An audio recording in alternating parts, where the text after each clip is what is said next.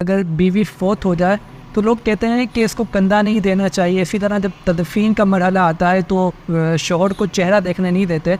اس صورت میں شریعت ہمیں کیا اجازت دیتی ہے؟ آیا یہ سب کام کرنا جائز ہے یا نہیں ہے؟ شریعت اس بارے میں ہمیں کیا حکم دیتی ہے؟ بیوی کی میت اگر ہے تو شوہر کو کندھا دینے سے پتہ نہیں کیوں روکتے ہیں. جب ساری دنیا دے رہی، اجنبی عام آدمی بھی اس کو کندھا دے رہا ہے، تو شوہر بیچارے نے کیا ایسا کچھ ظلم کیا ہے کہ اس کو ہم کندھا دینے سے بھی روکیں؟ شوہر بیوی کی اس میت کو کندھا دے سکتا ہے، اس کی کوئی کسی طرح کی شرعاً ممانعت نہیں. جہاں تک چہرہ دیکھنے کے حوالے سے، تو شوہر اپنی مرحومہ بیوی، فوت شدہ بیوی کا چہرہ بھی دیکھ سکتا ہے. یہ بھی اس کو اجازت ہے کہ یہاں اس کے دیکھنے میں کوئی کسی طرح کے فتنے کا اندیشہ نہیں کہ انہوں نے ساتھ ہی پوری زندگی گزاری ہے. البتہ شرعاً یہ صرف ممانعت موجود ہے کہ بیوی کے جسم کو بلا حائل چھو نہیں سکتا، بلا حائل ٹچ نہیں کر سکتا، چھو نہیں سکتا، اس کی ممانعت ہے.